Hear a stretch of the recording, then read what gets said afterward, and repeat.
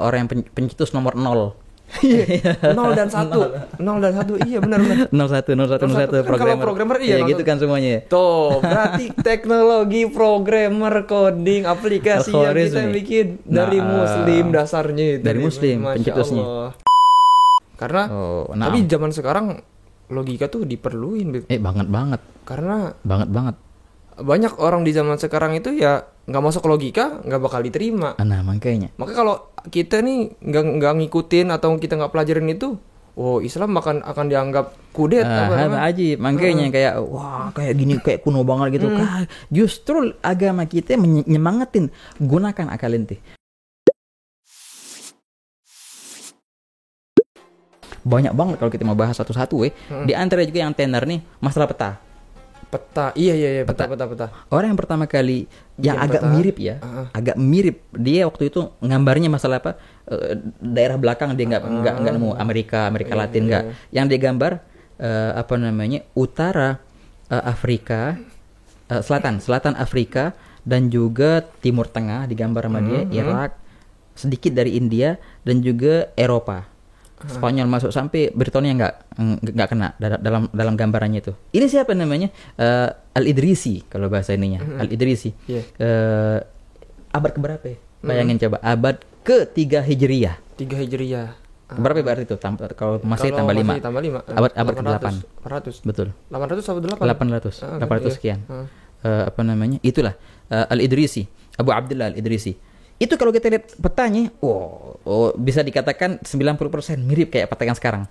Iya, itu dia keliling dunia atau? Nah, makanya ini gimana ceritanya? Apa dia muter-muter kayak gitu? Hikmah sampai hidupnya muter-muter kayak gitu. Nah, gimana ceritanya kok bisa? Nah, ada Allah penemuan.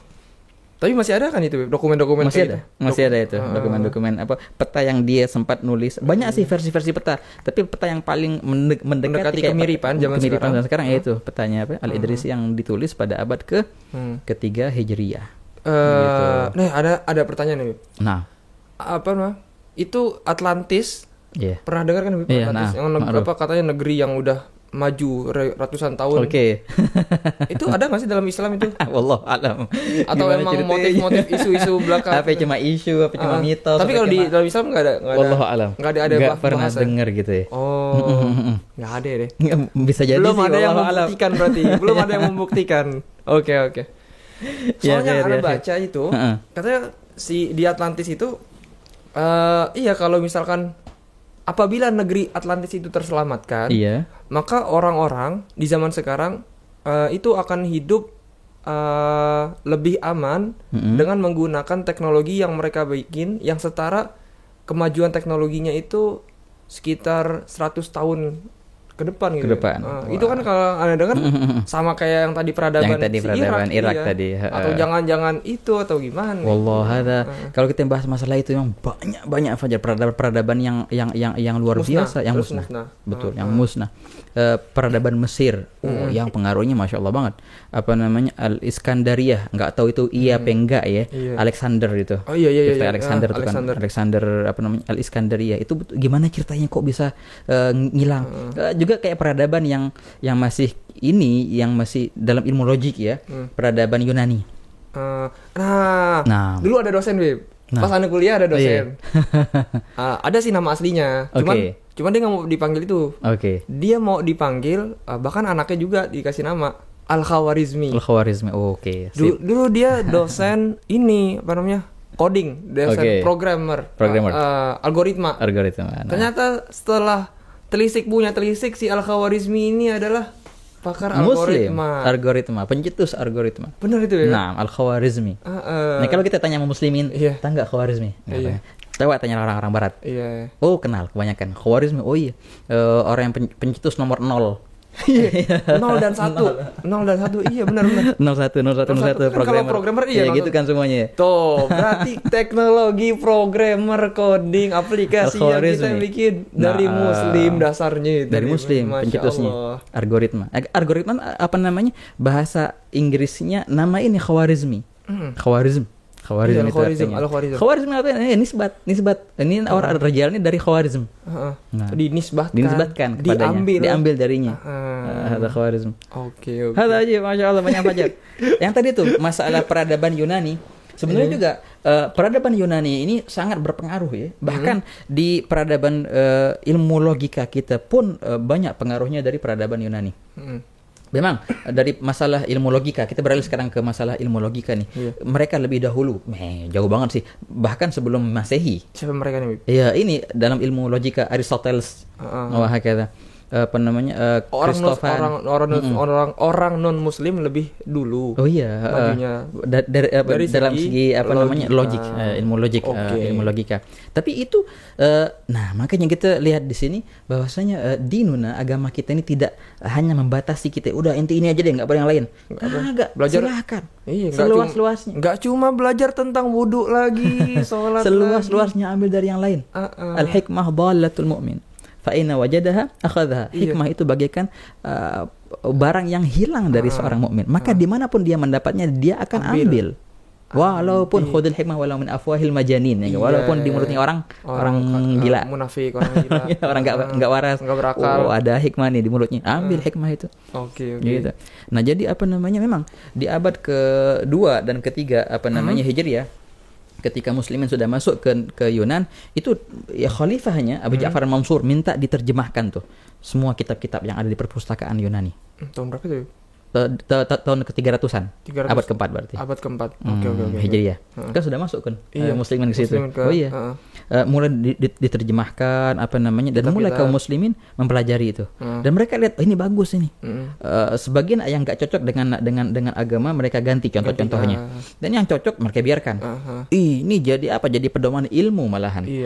Kalau kita bahas ilmu fikih, ilmu apa namanya, ilmu nahwu apalagi, ilmu tauhid apalagi. Itu sekarang apa namanya, setelah abad ke-300, setelah tahun 300 tuh semua menjadikan mantik sebagai asas. Mantik, logik. Jadi logika. Karena tapi zaman sekarang logika tuh diperluin. Banget. Karena banget. Banyak orang di zaman sekarang itu ya nggak masuk logika, nggak bakal diterima. Nah, makanya. Maka kalau kita nih nggak ngikutin atau kita nggak pelajarin itu, Islam akan dianggap kudet aja. Makanya kayak kayak gini, kayak kuno banget gitu. Justru agama kita menyemangatin, gunakan akal ente, gunakan kaidah-kaidah mantik. Sepinter-pinternya ente maka akan disampaikan ke yang benar. Nah, dalam ilmu tauhid, inilah. Jadi kita berkomunikasi dengan orang dengan sarana yang dimiliki dia dan kita. Dia punya akal, kita punya akal. Yuk kita komunikasi dengan satu bahasa ini, bahasa akal. Bakal ketemu.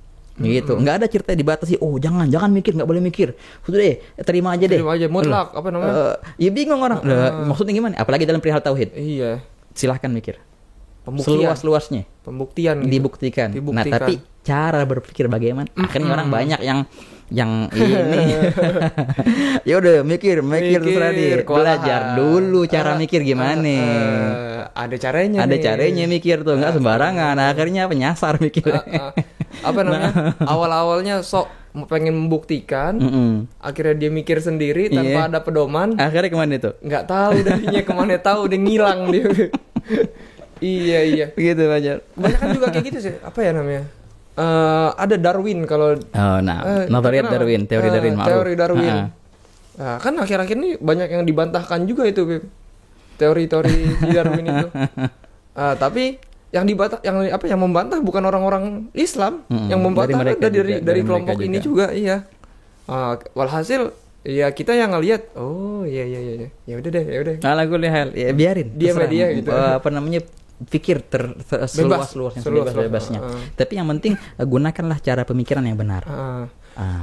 Itu kalau nggak salah Anda pernah dengar gitu, ada buku-buku orang-orang Cina tuh nulis buku tentang cara jualan, tentang cara narik orang, akhirnya dipakai sama orang-orang Muslim. Ada ajib di antara peradaban juga yang berpengaruh, peradaban Cina. Oh iya. Peradaban Cina ini hatarik, sangat-sangat ini apa namanya? Dari dulu mereka ini peradaban Cina apa namanya? Pengaruhnya besar banget peradaban Cina itu. Kayak tadi dalam ilmu perdagangan kita banyak mengambil dari peradaban Cina. Iya emang sampai sekarang sih Cina. Cakep emang cara dagangnya cakep itu kalau kita tiru. Aduh, begitulah Pak. Oke. Masya Allah. Gimana nih? Cukup dulu. Panjang banget nih. Oh ya, udah panjang juga emang. Masya Allah. Jadi kesimpulannya untuk penemuan juga banyak yang datang dari orang Muslim gitu. Tapi banyak yang hilang atau banyak orang yang nggak tahu. Tapi juga nggak menutup kemungkinan apabila ada hikmah datang dari circle yang di luar. Iya. Kita juga harus haus nyari-nyari hikmah gitu. Kita ditekankan untuk mengambil. Ditekankan oleh agama kita untuk mengambil. Ambil dari luar. Dan juga tadi masalah akal. Iya. Di zaman sekarang diperluin juga ya masalah akal dan logika. Begitu. Jadi pakai akal kita nih, dipakai akal kita buat mikir dan mencari kebenaran. Oke. Sebagaimana episode yang lalu. Mencari kebenaran. Mencari kebenaran. Salman Al-Farisi. Salman Al-Farisi. Begitu. Nyambung ternyata. Masya Allah. Ini juga udah terlalu lama. Kita pamit dulu kali ya. Terima kasih banyak buat teman-teman yang udah nonton. Kita doain doa hari ini. Mudah-mudahan teman-teman masuk di bulan Syawal, di Idul Fitri. Semuanya bisa menggunakan sesuatu yang bisa nyenengin dirinya dan nyenengin keluarganya semua. Dan orang-orang yang dia lihat. Karena kalau kita di Indonesia tradisi Syawal biasanya pakaiannya ajib-ajib ya. Oke, ya insyaallah.